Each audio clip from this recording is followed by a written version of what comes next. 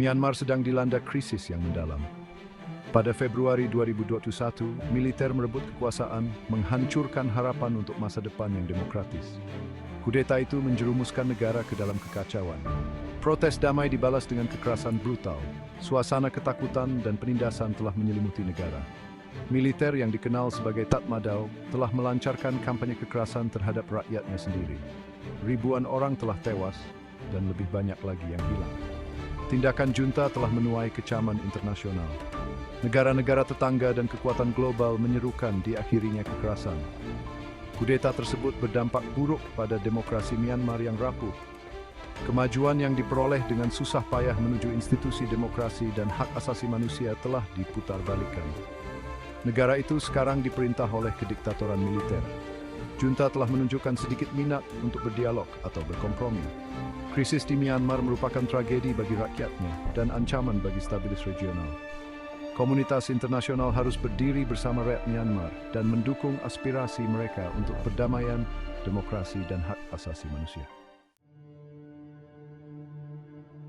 Penindakan brutal junta militer telah menyebabkan pelanggaran hak asasi manusia yang meluas. Penangkapan sewenang-wenang, penyiksaan, dan pembunuhan di luar hukum telah menjadi hal biasa. Junta telah menargetkan aktivis, jurnalis, dan siapapun yang dianggap sebagai ancaman. Sistem peradilan telah dipersenjatai untuk membungkam perbedaan pendapat. Pengadilan telah menjatuhkan hukuman berat kepada tahanan politik. Pengacara dan hakim yang menolak tekanan junta menghadapi intimidasi dan penangkapan. Aturan hukum telah digantikan oleh sistem ketakutan dan impunitas. Situasi kemanusiaan sangat memprihatinkan. Konflik tersebut telah menyebabkan ratusan ribu orang mengungsi. Akses terhadap layanan kesehatan, pendidikan, dan layanan penting lainnya telah terganggu parah. Serangan junta terhadap pekerja bantuan telah menghambat upaya kemanusiaan. Minoritas Muslim Rohingya di Myanmar telah menghadapi persekusi dan diskriminasi selama beberapa dekade. Penindakan militer tahun 2017 di negara bagian Rakhine yang oleh PBB disebut sebagai contoh nyata dari pembersihan etnis, memaksa lebih dari 700.000 Rohingya melarikan diri ke negara tetangga Bangladesh. Orang Rohingya yang tetap tinggal di Myanmar hidup dalam kondisi seperti apartheid. Mereka ditolak kewarganegaraannya dan menghadapi pembatasan ketat pada pergerakan, pekerjaan, dan akses mereka ke pendidikan dan perawatan kesehatan. Junta tidak menunjukkan kesediaan untuk mengatasi akar penyebab krisis Rohingya. Komunitas internasional harus terus memberikan bantuan kemanusiaan kepada para pengungsi Rohingya di Bangladesh. Tekanan harus terus diberikan pada junta untuk menciptakan kondisi yang memungkinkan kembalinya para pengungsi Rohingya ke rumah mereka di Myanmar dengan aman, sukarela, dan bermartabat. Bagian 4, keruntuhan ekonomi dan sosial, beban konflik yang menghancurkan. Kudeta dan kekerasan yang terjadi selanjutnya berdampak buruk pada ekonomi Myanmar. Bank Dunia memperkirakan bahwa ekonomi negara itu mengalami kontraksi hampir 20% pada tahun 2021. Bisnis tutup, investasi mengering, dan pengangguran melonjak. Runtuhnya sistem perbankan telah memperburuk krisis ekonomi. Pembatasan junta pada penarikan mata uang dan transaksi valuta asing telah melumpuhkan bisnis dan membuat masyarakat umum kesulitan mengakses tabungan mereka. Nilai kyat Myanmar anjlok, memicu inflasi. Tatanan sosial Myanmar juga berada di bawah tekanan yang sangat besar. Sistem pendidikan telah terganggu parah. Petugas kesehatan telah menjadi sasaran karena berpartisipasi dalam protes, membuat rumah sakit dan klinik kekurangan staf. Krisis ini mendalam kemiskinan dan befre verandering merangsain. Bagian 5, dunia menanggapi sanksi, diplomasi, dan batas tindakan.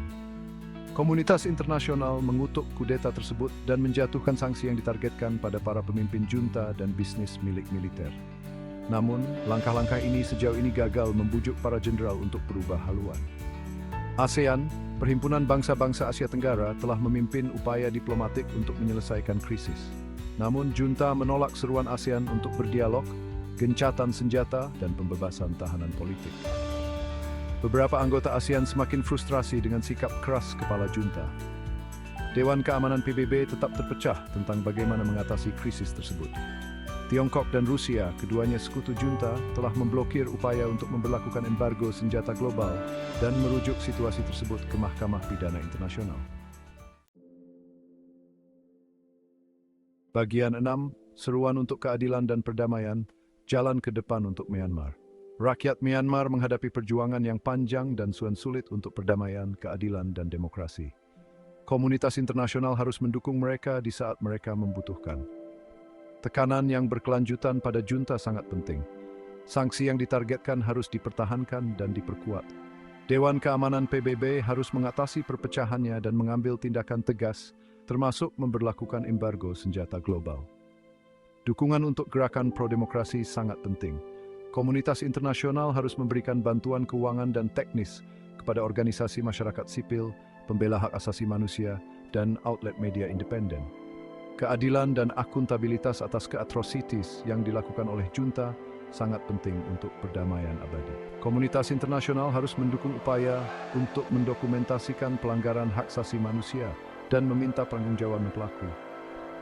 Mekanisme investigasi independen yang dimandatkan PBB harus dibentuk untuk mengumpulkan dan menyimpan bukti.